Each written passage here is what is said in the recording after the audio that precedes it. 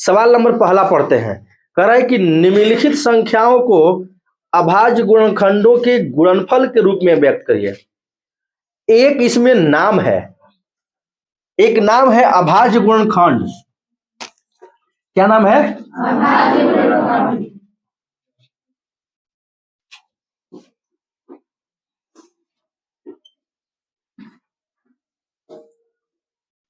पहले हम इस नाम पे चर्चा करते हैं कि अभाज्य है क्या।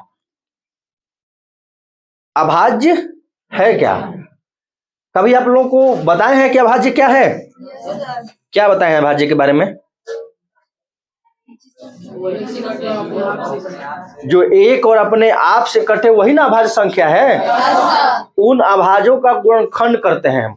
मतलब कि अभाज्य गुणनखंड करने के लिए बोला है।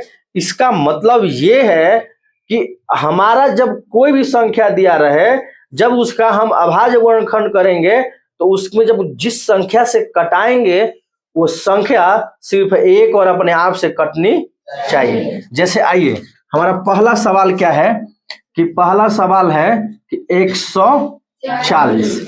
140 का हम अभाज्य गुणनखंड करते हैं। ध्यान दीजिएगा, तो हमने बताया था कि लास्ट में 0 है तो 2 से कटेगा। आपका दो अभाज्य गुणनखंड अभाज्य है, दो अभाज्य संख्या है। 2 से कितनी बार में? 2 से कितनी बार में? 2 से तो कटेगा नहीं। कितने से कटेगा? 7 बार में। फिर 7 से 1 बार में। तो कहीं ना कहीं 140 है वो 1 गुणे 2 गुणे 2 5 गुणे और क्या 7। अब इसको हम संक्षेप रूप में भी लिख सकते हैं। हमारा 1 है, 2 कठो है, तो 2 के पावर हम क्या लिख सकते हैं? 2 गुणे क्या? देखिए, इससे अच्छा खासा काम चल रहा था। आपके मन में एक सवाल आया होगा, नहीं आया तो बढ़ जाओ, इस पे जगह है, बढ़ जाओ, चार को बैठिए, बढ़ जाओ। खुशी खुशी आपके मन में सवाल आया कि सर इस लाइन से तो काम चल रहा था, फिर ये क्यों लिखे हैं? अब यहां से एक नंबर, देखिए चीजें ध्यान दीजिए, हम पढ़ाते पढ़ाते ये सब चीजें सिखाते हैं। इस बोलेगा ना, इसमें बोलेगा ना कि 140 के अभाज्य गुणनखंड में 2 का घात कितना है, 1 नंबर में आएगा। तो 2 का घात कितना है? 2 आ जाएगा 1 नंबर में। अब टिक मारेगा। आप कहेंगे सर ये तो हमको पता ही नहीं किए थे, इसीलिए इसको संक्षेप में किए हम। इस प्रकार हम अभाज्य गुणनखंड को बना सकते हैं। दूसरा हमारा है 156। आइए 156 कराते हैं। 2 से कटेगा ना? 7 बार में और 8 बार में। फिर 2 से कटेगा, 3 दूना 6। फिर 3 से कटेगा 13 बार में। देखिए ये जितनी सारी संख्याएं हमारी आ रही है ना, ये सब अभाज्य संख्याएं हैं और यही तो अभाज्य गुणनखंड है। 156 का लिखेंगे तो 1 गुणे 2 गुणे 2 गुणे कितना? 3 गुणे 13। यही है। और इसको अगर संक्षेप में करना चाहेंगे तो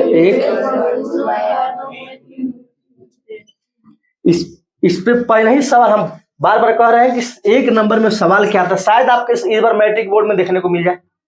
सवाल क्या आएगा कि 156 के गुणनखंड अभाज्य गुणनखंड में 2 का घात कितना है, तो 2 पूछ देगा। 3 का घात कितना है? 1। कोई एगो पूछ देगा। आपको लगेगा कि अरे तो अभाज्य गुणनखंड कहा है, लेकिन दूसरा तरीका घुमा दिया, तो ज्यादा टेंशन लेने की जरूरत नहीं है। आप तो पहले ही से टंच है कि हमारा सर क्या किए हैं, बताए हैं। आइए हम लोग तीसरे पे चलते हैं और हमारा तीसरा है 38-25। क्या है? 38-25 को कटाते हैं। देखिए ध्यान से बने रहिएगा बोर्ड पे। अब क्या है कि 2 से तो कटेगा नहीं। 2 से कटने के लिए लास्ट में 0, 2, 4, 6, 8 होना चाहिए। 2 से तो पहले ही निगलेक्ट हो गया। अब अभाज्य संख्या, अगली अभाज्य संख्या जो हमारा है वो 3 है। 3 से चेक करते हैं, पहले हम जोड़ते हैं इसको। 8 3 11, 11 2 13, 13 5 18। अगर जोड़ने पे 3 के पहाड़ा में आता है तो वो संख्या 3 से क्या होती है? 3 से तो कट रही है। आइए 3 से, 3 एकम 3, 3 दूना 6, तो इसमें 2 बचा भी ना, इधर 3 7 21, 3 5 15। अब जिन बच्चों को ये कटाने नहीं आ रहा है ना, आप अलग घर पे जाके कॉपी में भाग करके भी देख सकते हैं, और करिएगा जरूर। फिर उसके बाद हमसे आके पूछिएगा कि सर जैसे आप कटाए थे ना, हमको भी उसी बता दीजिए एक बार कैसे कटाए हैं, हम बताएंगे। संडे भी क्लास चलेगा, अभी आप लोगों का परीक्षा बाद से, ठीक ना। अब संडे डाउट लेके आएंगे हमारे पास, पूछेंगे ना, पर्सनल हम बैठे रहेंगे घर की तरह, आपके भाई की तरह, ठीक है।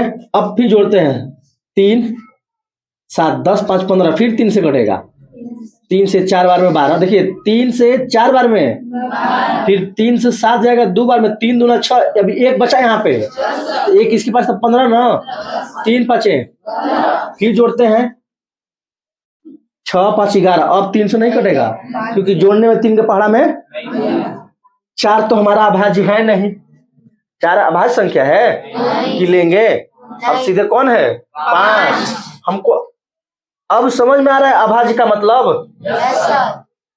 5 लेते हैं, तो 5 से 8 5 40, 40 चला गया, 2 बचा 25, 8 5 और सॉरी 5 5 25।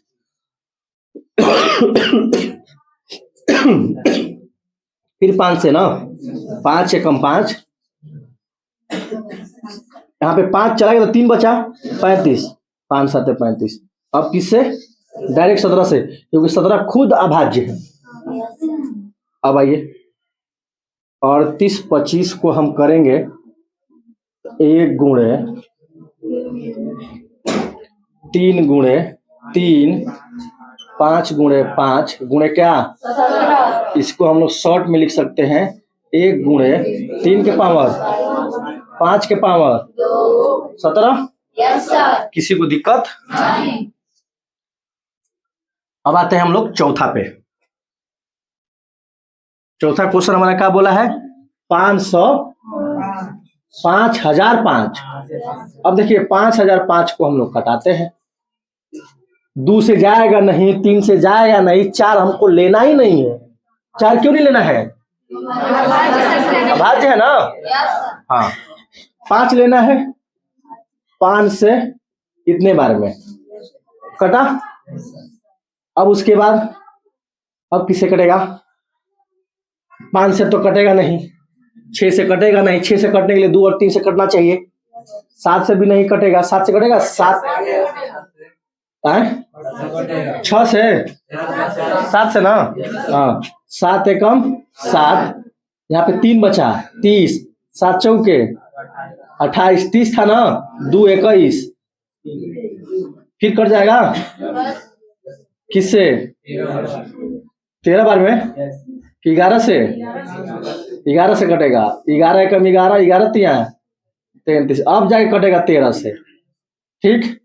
तो 5005 का 1 गुणे 5 गुणे 7 गुणे 11 गुणे 13 ना, कहीं बेसी नहीं लिख दिया ना, 1 5 7 11 13, इतना आप इत्मीनान से उतारिए। पचमा हमारा था 74 29 ना, कितने बार में लगे हैं, 17 से एक ही बार, कितने बार में, 437, फिर कितना से,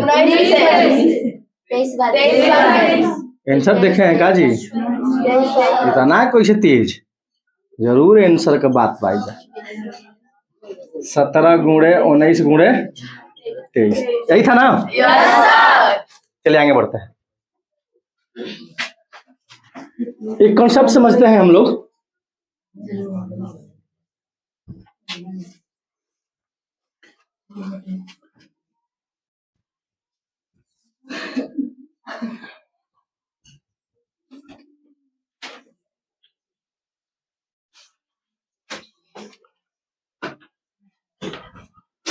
जब 2 संख्याओं की बात की जाएगी,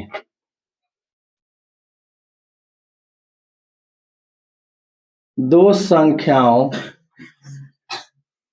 ए और बी, यानी कि 2 संख्या कौन कौन है, ए और बी।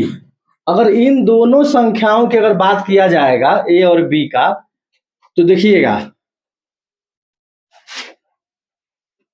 दोनों संख्याओं का गुणनफल मतलब a गुणे b, ठीक, बराबर एलसीएम इस दोनों संख्याओं का, ठीक ना, गुणे एचसीएफ इन दोनों संख्याओं का। ये दोनों आपस में क्या होगा? दोनों आपस में क्या होगा? बराबर होगा। इस पे थोड़ा सा चर्चा करते हैं। हमारे पास दो संख्या है, एक ए है और एक क्या है? बी। और हमारा एलसीएम है और क्या है? एचसीएफ दोनों संख्याओं का। ये दोनों आपस में बराबर होगा। अगर हम ए को पहली संख्या मान लें, ए को पहली संख्या और बी को दूसरी संख्या, तो भी हमारा एलसीएम गुणे एचसीएफ। एक नंबर में डायरेक्ट पूछ देता है कभी कभी कि दो संख्या ए बी का गुणनफल क्या होगा, तो एलसीएम गुणे एचसीएफ, ये डायरेक्ट पूछ देता है। क्या एचसीएफ और एलसीएम गुणे बराबर क्या होगा, तो ये। और अगर हमको बाय द वे इसमें एक नंबर की सवालें आती हैं तो चीजें थोड़ा सा हम लोग समझते हैं। अगर हमको पहली संख्या निकालना हो, पहली संख्या निकालना हो तो एलसीएम गुणे एचसीएफ बटा में कौन? दूसरी संख्या, दूसरी संख्या, ठीक है। अगर हमको दूसरी संख्या निकालना हो,